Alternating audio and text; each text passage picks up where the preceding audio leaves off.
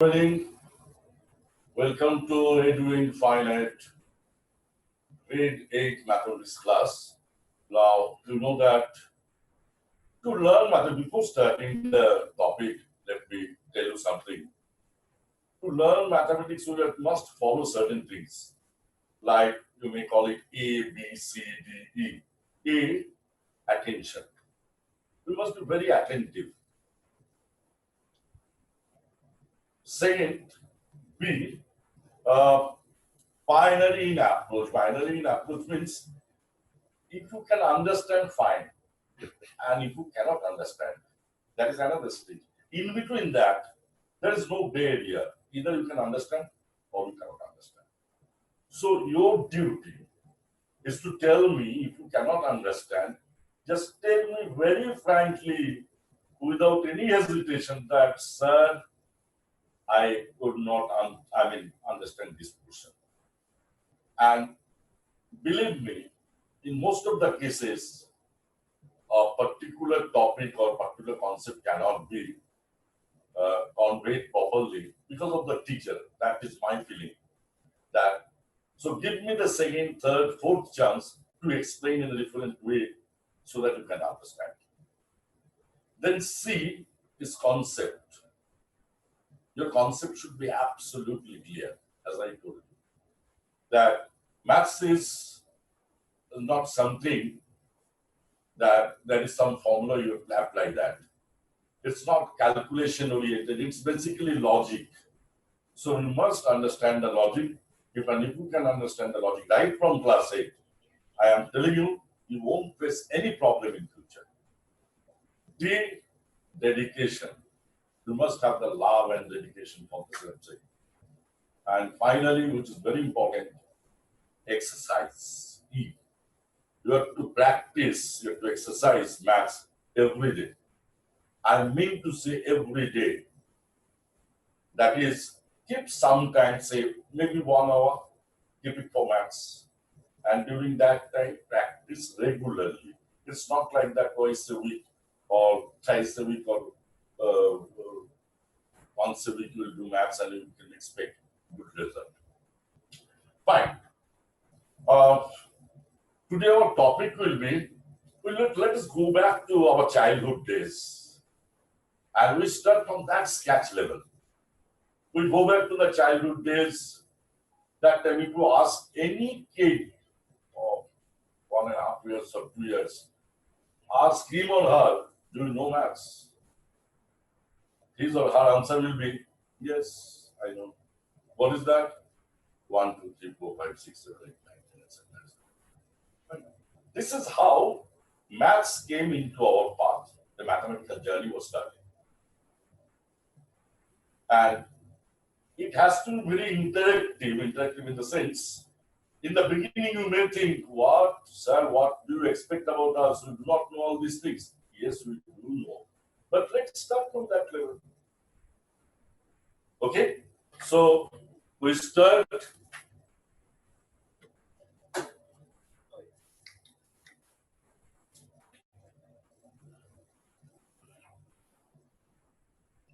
What is this?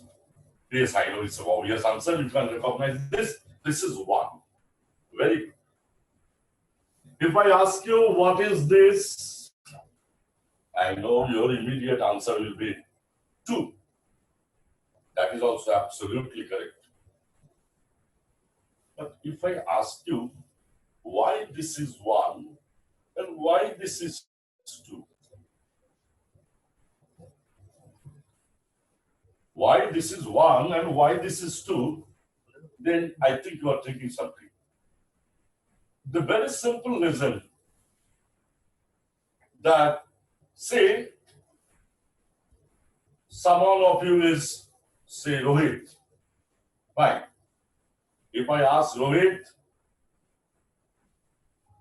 why you are Rohit? Or, say, if I talk about the definition of physical quantity, anything which is measurable is known as a physical quantity. If I ask the question, why physical quantity, it doesn't make any sense because we cannot question any definition. It is, we call it 1, that is why it is 1. There is no other reason.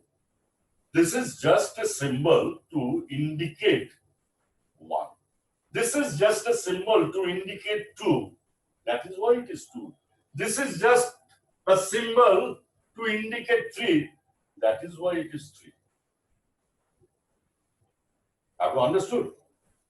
So instead of calling this right from the childhood, we used to know that this is 1 and this is 2 and this is 3.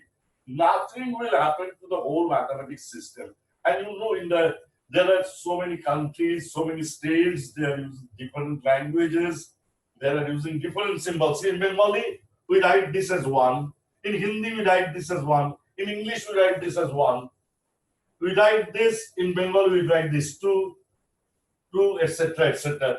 But at the end of the day, wherever we do, whatever may be our symbol, end of the day, we do the same operations of mathematics.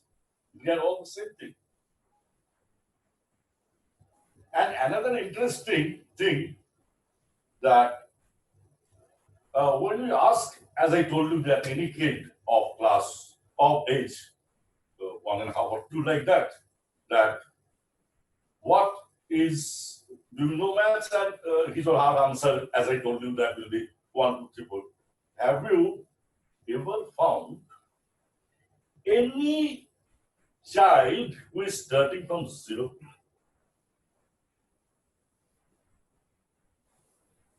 No, you won't find.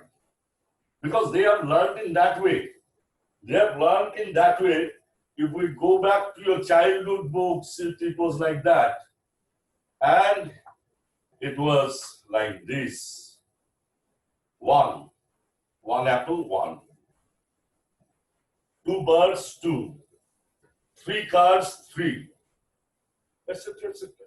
4 dogs, 4. Okay, no one usually start with 0. The question is why? Because when you learned all this through this type of books, it was supported by some visual support. There is 4 dogs, there are 4 dogs, so 4. 2 birds, so 2. 1 elephant, so 1. Like that. Now, to visualize nothing, to visualize 0 at that age, it is not that easy, or it is not possible. Psychologically, it is not possible. So all of us, we started with 1, 2, 3, 4, etc., etc. And these are the first thing. And another interesting thing is, if you just say from 1 to 100, so 1 to 99. 1 to 99, there is no A, B, C. First, D comes in 100. And in counting the numbers, there is no such A, B, or C. Okay, fine. So, fine, we learned this number 1, 2, 3, 4, etc., etc. These numbers are known as, you know it very well, these are natural numbers. Natural numbers. 1, 2, 3. These are natural numbers. There are something else also. The name of this set of numbers is counting numbers, or this is signless integers or positive integers. So the set of the numbers which is starting from 1, 2, 3, 4, etc.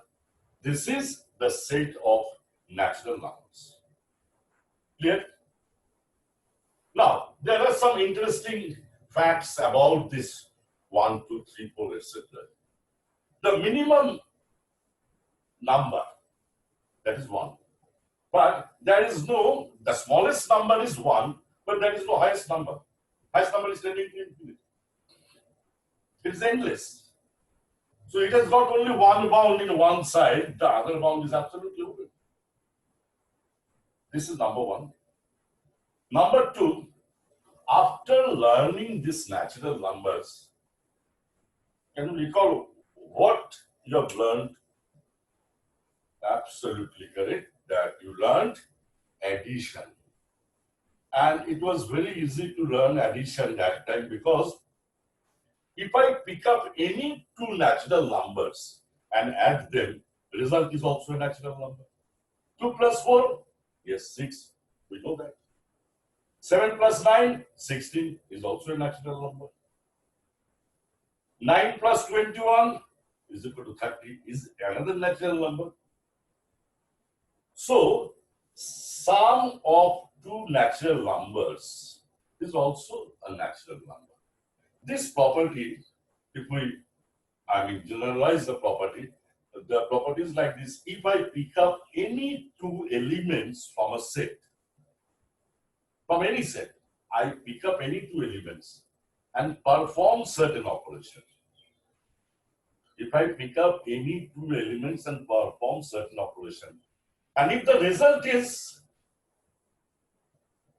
an element of the same set, we say that the set is closed under that operation.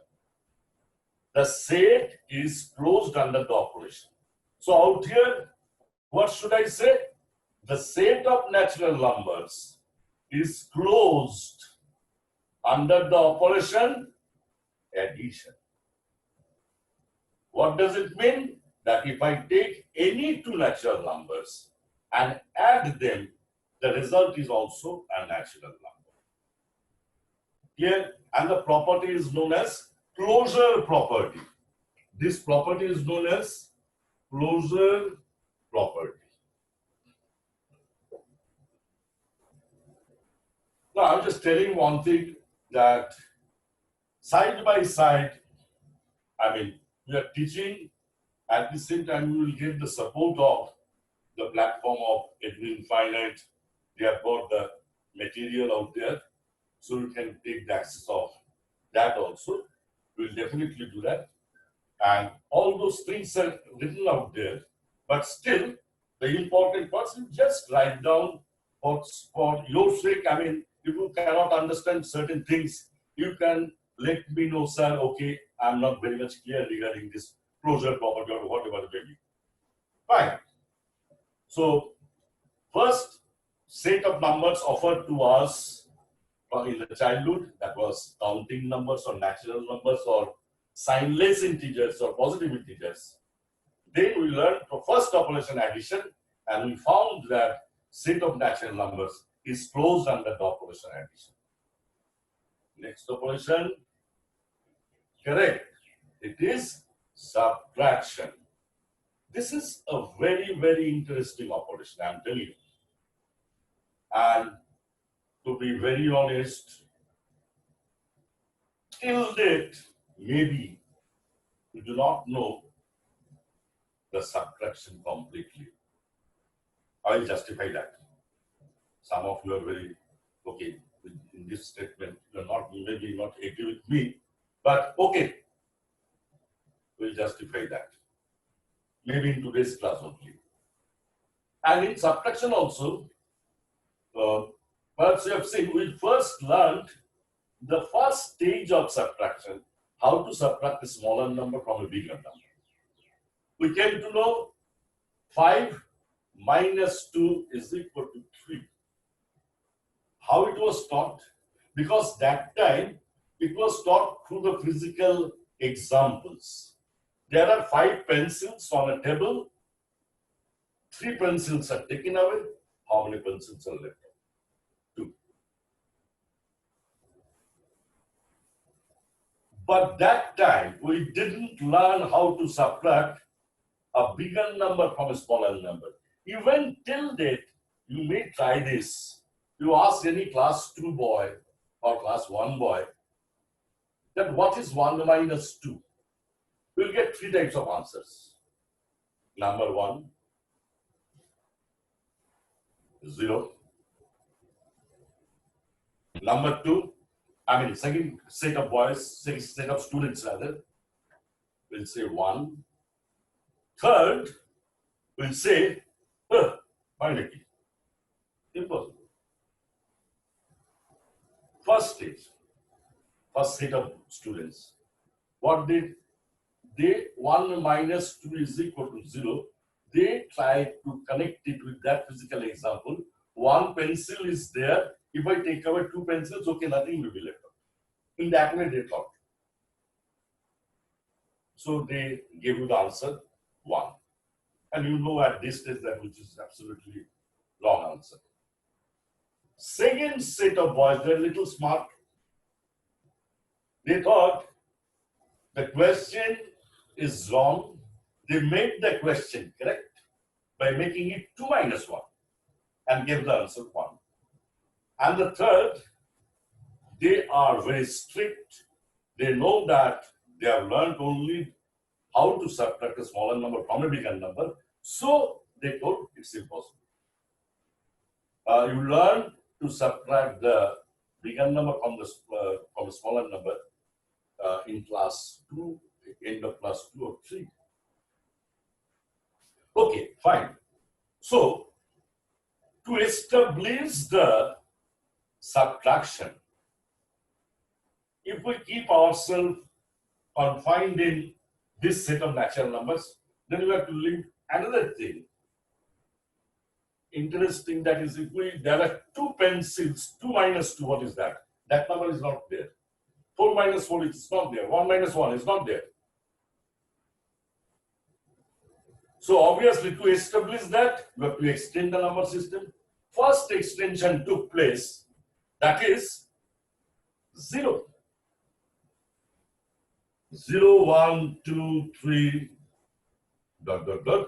This is known as set of whole numbers. Set of whole numbers. What is set of whole numbers? Set of natural numbers. In addition to that, we just include 0 with it, and the set which we get is known as the set of whole numbers. But okay, fine. It is not giving us 0 is a very important number. We'll discuss about 0 afterwards. But apart from this 4 minus 4 or 3 minus 3, we are not getting that much of extra advantage. Or if 0 is added to any number, gives back the same number. That is also a very interesting property. We'll come into that. That is what is known as identity element. We'll discuss that afterwards, not now. But at present, we're more interested to establish the operation subtraction properly. If we subtract the bigger number from the smaller number, we get the numbers which are not there. And to establish that, we have to create minus 3, minus 2, minus 1, 0, 1, 2, 3.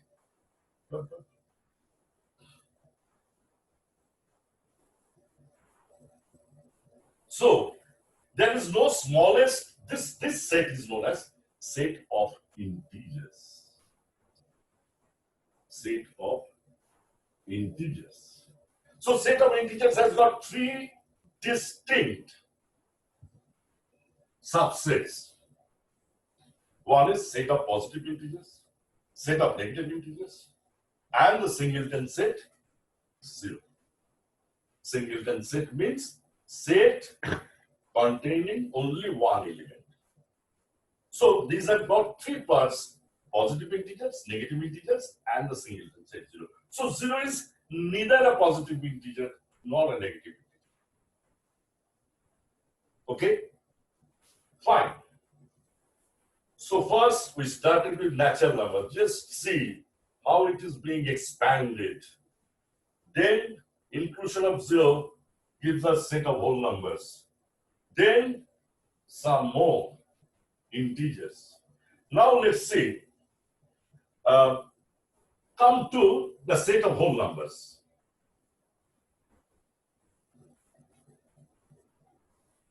Is it closed under the operation addition? We've just used this particular word, closed, just 2 minutes back. Closed means If I pick up any two whole numbers and add them, will it be a whole number? Answer is yes. Is it closed under the operation subtraction? Again, the answer is no. Again, the answer is no. We come to the set of integers. Is it closed under the operation addition? That means if I take any two integers and add them, will it be an integer? Answer is yes. So set of integers is closed under the operation addition. Is it closed under the operation subtraction? Answer is again yes. Because if I take any two numbers and subtract one from the other, result has to be an integer. Okay, after, in fact, before learning the subtraction of a bigger number from a smaller number, we learned another operation. The name of the operation is multiplication. Look at the set of natural numbers. Is it closed under the operation multiplication?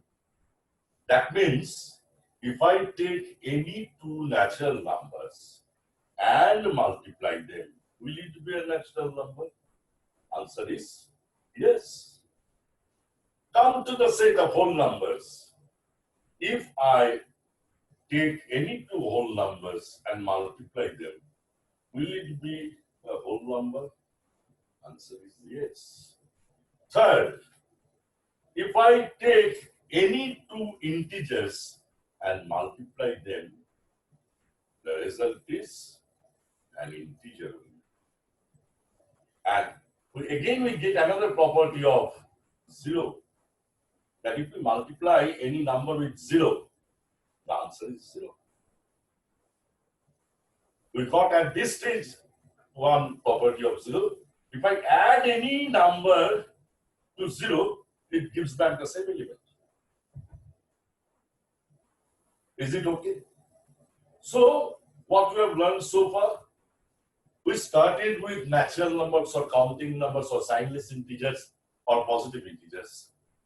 We extended a little bit. Inclusion of 0 gives us a set of whole numbers. We extend again the number system to establish the operation subtraction. And thereby, it was like in the case of natural numbers and whole numbers, you find there is the smallest number. There is no greatest number, biggest number. Here also, it's because the representation will be arrow. Arrow means one side is fixed, the other side is tending to infinity. In case of natural numbers, even in case of whole numbers. But out here we find it is extended to both the sides. There is no smallest negative integer, there is no highest positive integer. Clear?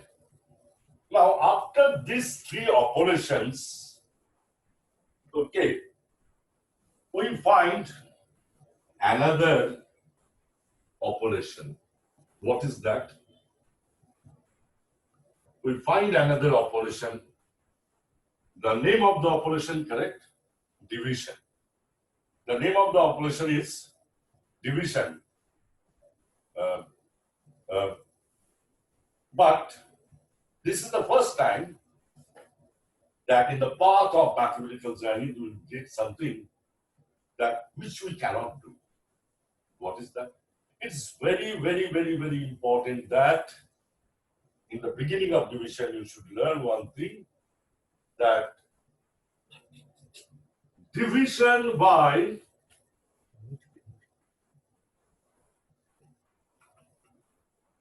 zero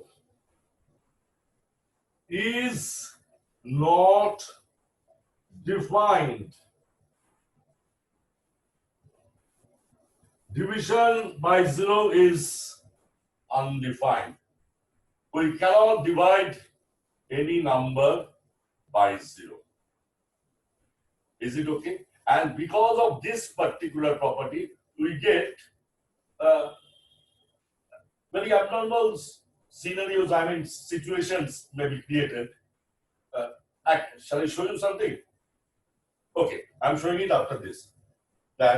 So division by 0 is not defined. So if we divide any number by the number which is not equal to 0, by any other number which is not equal to 0, we'll find that we are getting certain numbers we never saw. Why? Say take any two integers or any two whole numbers or any two natural numbers and divide one by another number which is not equal to 0. Let us talk about integers. Is there any guarantee that we'll be getting 4 divided by 2? Find 2. 4 divided by 3. Is it an integer? Answer is no. Answer is no.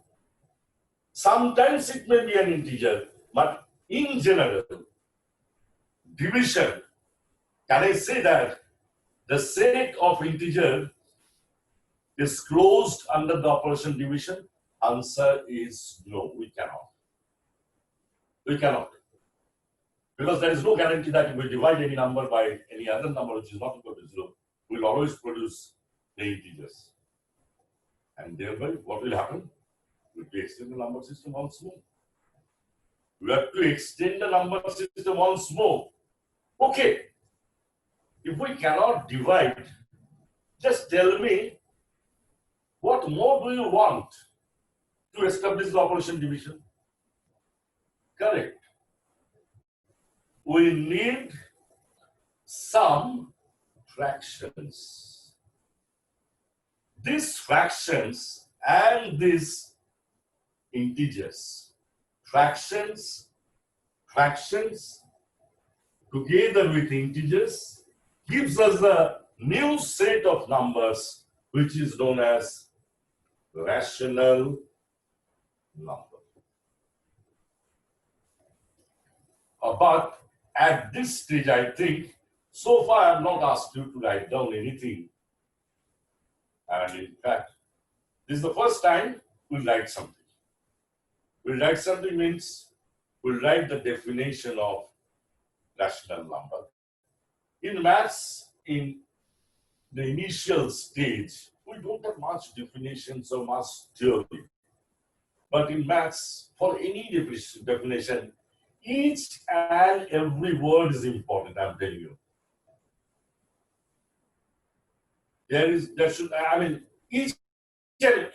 Okay, fine, from this definition only, when I will define it, then we'll try to understand what is that rational number. From that only, we will come to know how each and every word is important. Okay? So, you just write it.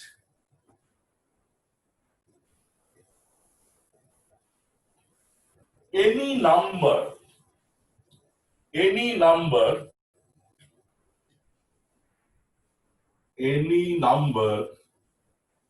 which can be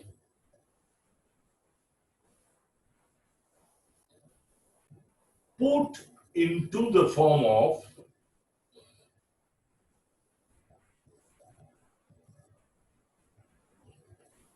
P by Q such that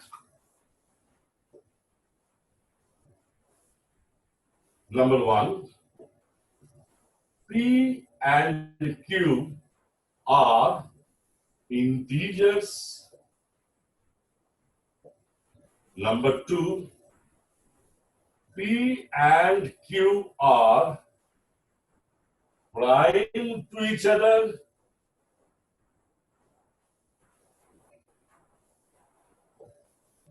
Number three, Q is not equal to 0, is known as a rational number.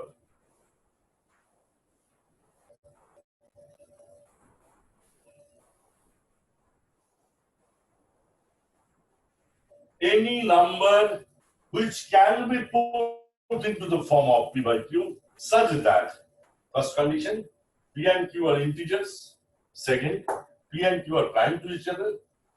Third, Q is not equal to 0, is known as a rational number. Now, as I told you, we must understand the whole definition thoroughly, each and every word. Any number which can be put into the form of P by Q, okay, fine. We can understand the meaning of that.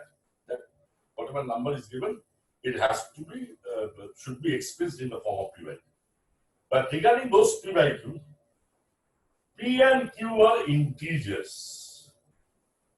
Means, I know what is an integer. We know what is an integer. So there is also nothing to be explained. We came to know what is an integer because we started with natural numbers, then whole numbers, then we came to know about the integers also. Individually, there has to be integers. Number 2, P and Q are prime to each other. Prime to each other. Yes. We know what is prime number. What are prime numbers?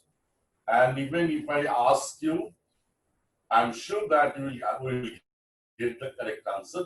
Not correct, I mean to say the answer which you have learned from the book, right from class 3 to 3, that any number which is divisible only by 1 and itself is known as a prime number. I'm repeating it once more so that you'll be able to recollect any number which is only divisible by 1 and itself is known as a prime number. Okay, fine. My next question, is 1 a prime number? Now you are thinking. Some of you are thinking that, okay, 1 is divisible by 1 and itself, so it should be a prime number. Some of you are thinking, no, our teacher told us, even in the book it was written, the smallest prime number is 2. 1 is not a prime number. But look at the fallacy. 1 is satisfying the conditions of definition of prime number, and you are not including 1 as a prime number. This is injustice. So what is wrong? And it's also true that the minimum prime number is 2. Then, how to get rid of this situation? 1 is satisfying, but 1 is not considered. Obviously, the definition which you have learned was not completely correct. It's not correct even. If we change the definition in this way, that any number which has got exactly 2 distinct divisors is a prime number. 2 distinct divisors is a prime number. 1 doesn't have 2 distinct divisors, only 1 divisor. 2, 2 and 1. 3, 3 and 1. 4 is not a prime number. 5, 5 and 1. 6, not a prime number. 7, again a prime number. 8, not a prime. 9, not a prime. In this way you will find, and the number of prime numbers is infinite. Even for prime numbers also, it's a huge, in fact, this particular branch of mathematics, the maximum work is done on that. All the famous mathematicians like our Indian mathematicians, even Xavier, then Ramanujan, they all spend their lives for this number theory only. And for us, it's a big problem because we always deal with these numbers, but we are not that sound, we are not that much confident that what is what in numbers. And there are different unexplored properties of numbers. I will give you in different situations, I will give you some of these examples how the different characteristics of the numbers are coming out and we are applying that. But for the time being, okay, so we learned the new definition of prime number. What is that? Any number which has got exactly two distinct divisors is known as a prime number. And prime number, we talk about prime numbers and all these things only for the positive integers, not for the negative. It is not considered that we don't use that concept of prime numbers in negative. So minimum prime number and the only prime number is, only even prime number is 2.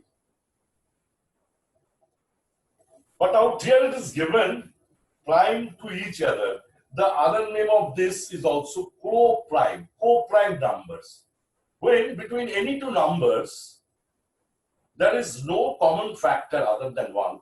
We say that they are co-primes or prime to each other. Clear?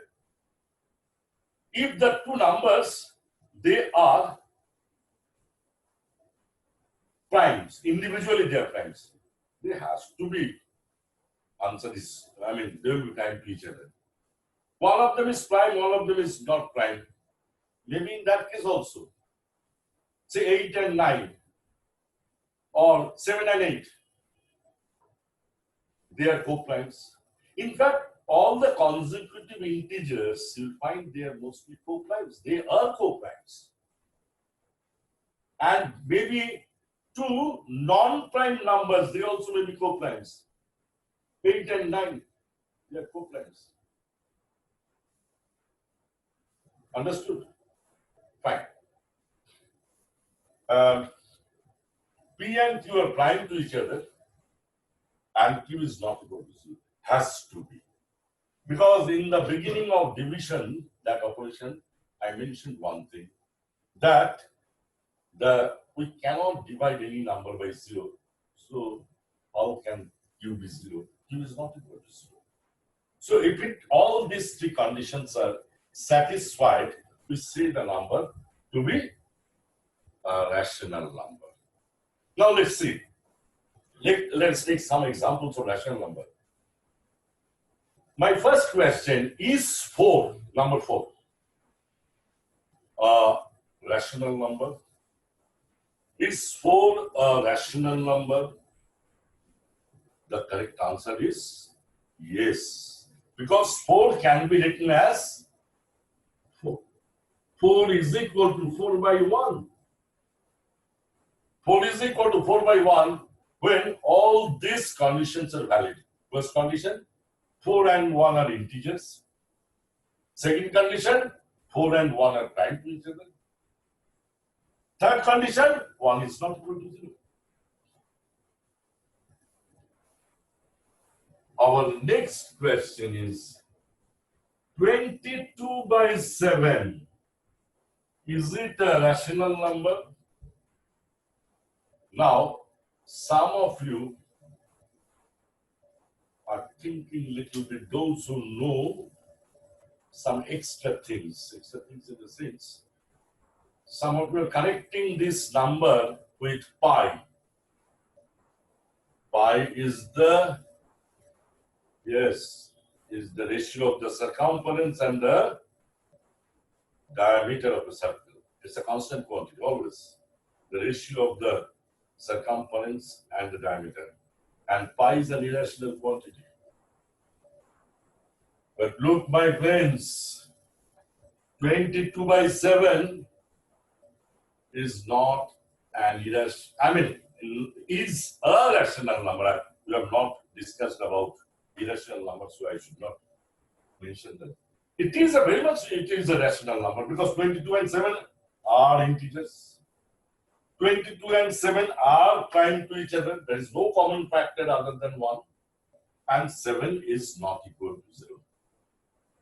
So all the three conditions of rational numbers are being satisfied. So it is very much a rational number.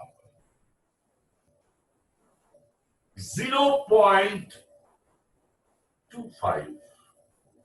Is it a rational number?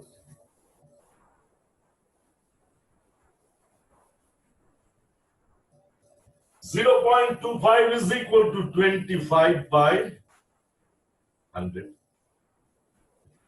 That is equal to 1 by 4. Definitely it's a rational number. We convert it into a fraction, then is it okay? 4 by 8. Is it a rational number? 4 and 8 are integers. 4 and 8 are they prime to each other?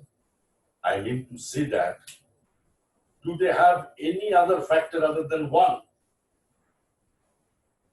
A common factor, I mean to say. Yes, they do have 4. And it is not equal to 0. So what is your conclusion about 4 by 8? Is it a rational number or not? Yes. 4 by 8, they are integers. 8 is not equal to 0. And 4 and 8, they are prime. They are not prime to each other. But look at the definition. I told you one thing. Then this is very, very important that each and every word of mathematical definition is so important, which can be put into the form. Can be. Yes, it can be put into the form of 1 by 2 when all these three conditions will be valid. Initially, it is not in that form. That is, they are not prime to each other. But our definition says that which can be put into the form. The definition is not given that which is in the form. The definition is which can be put into the form. Yes, it can be put into the form of by cancellation. Cancellation means what operation? Correct. Division. By dividing both numerator and denominator by 4. That is equal to half. One did show you sometimes 4 by 8 also cannot be written as half. Want to see that? 4 by 8, sometimes we cannot write that is equal to half. We have to keep it like 4 by 8 only. Okay, I'm showing you how. I'm giving you one problem. Before that, perhaps let me explain once more. This is the definition of rational number. Any number which can be put into the form of P by Q such that P and Q are integers, P and Q are prime to each other, and Q is not equal to 0. And that is known as rational number. And we have checked some of the numbers which are not expressed in that form directly, like the numbers 4 or 0.25 or 4 by 8, but still it can be expressed in the form of P by Q when all these three conditions will be valid. I know that up to this, we started with 1, 2, etc., etc., but we reached up to rational number. And before that, I'm giving you certain things, just one problem. I'm showing you 1 or 2 problems. In fact, I made the 3 comments which you didn't like. Number 1, you are not very comfortable with the operation subtraction, and that is the only operation which we learned stage by stage. First, we came to know how to subtract a smaller number from a bigger number. In the second stage, we came to know how to subtract a bigger number from a smaller number. But still, I made the comment that it may so happen that you still do not know what is subtraction properly. I'm giving you, first let me justify that portion. After that, if I get time, otherwise tomorrow we will have another class. So tomorrow I'll give you why 4 by 8 may not be, sometimes cannot be equal to, we cannot write as half. Or how dangerous if we do not consider the division by 0. If we ignore that operation, how dangerous results will be produced. All these things, I think tomorrow we can discuss. But today, let's see that why I told you that subtraction is something more. I'll be using one chart. Just see. You just copy the two sums. You just copy the two sums. I hope it's visible. You just copy the first sum. After that, I'll discuss.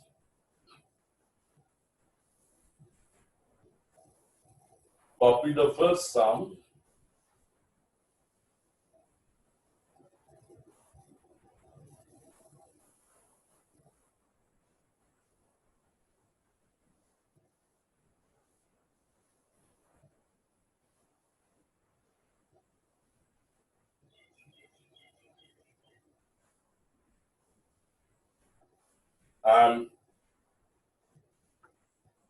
I'm calling out also S is equal to 1 plus 2 plus 4 plus 8 plus dot dot up to infinity.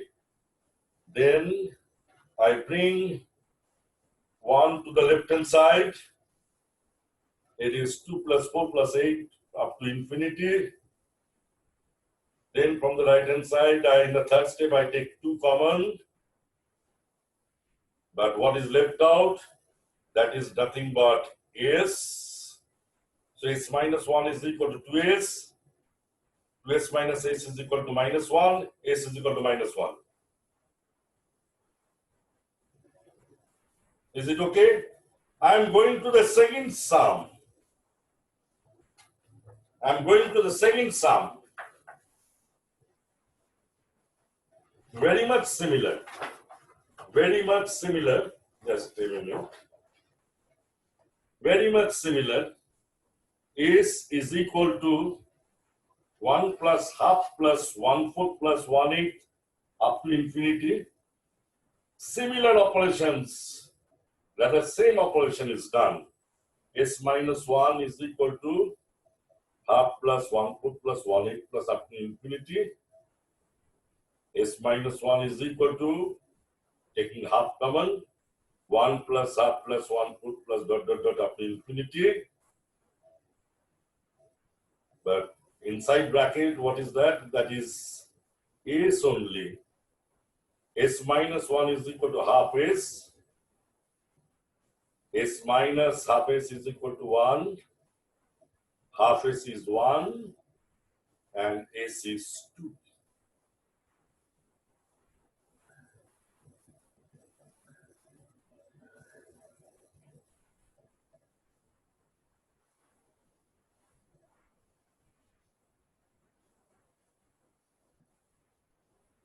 Is it okay? Fine. Now the question. Question is, in these two problems, there are two problems. In these two problems, one answer is correct and the other answer is wrong. I hope you can identify the correct one and identify the wrong one. Obviously, yes, your guess is correct. That is, the first sum is wrong, is which is equal to sum of all those numbers, 1 plus 2 plus 4 plus 8 plus etc. etc. Sum of the positive, right? So many positive integers. cannot be a negative integer. S cannot be equal to -1. Whereas in the second one, S is equal to 1 plus half plus 1 plus 1/8. S is equal to 2 when the number of terms is tending to infinity. Okay, I don't want the answer immediately, like now. And rather than, I will give you another problem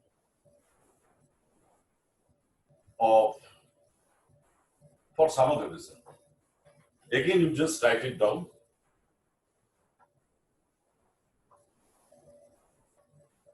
If it is not visible, please let me know. A is equal to B.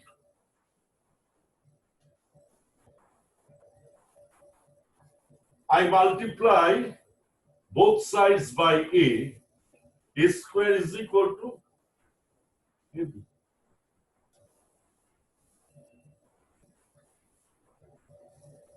Okay? I subtract B square from both the sides.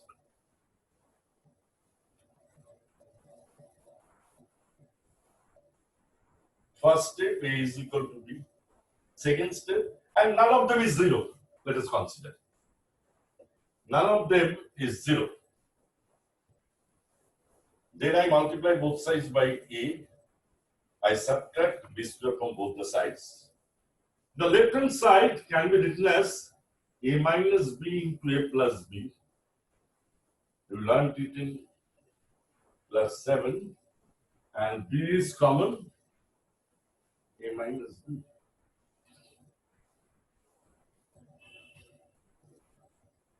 I divide both sides by A minus B. Divide both sides by A minus B. So what do I get? In the left hand side, A plus B. In the right hand side, B. I take the help from the first step. A is equal to B. So B plus B is equal to B as A is equal to B. Means 2B is equal to B. I cancel both sides by B now. I get 2 is equal to 1.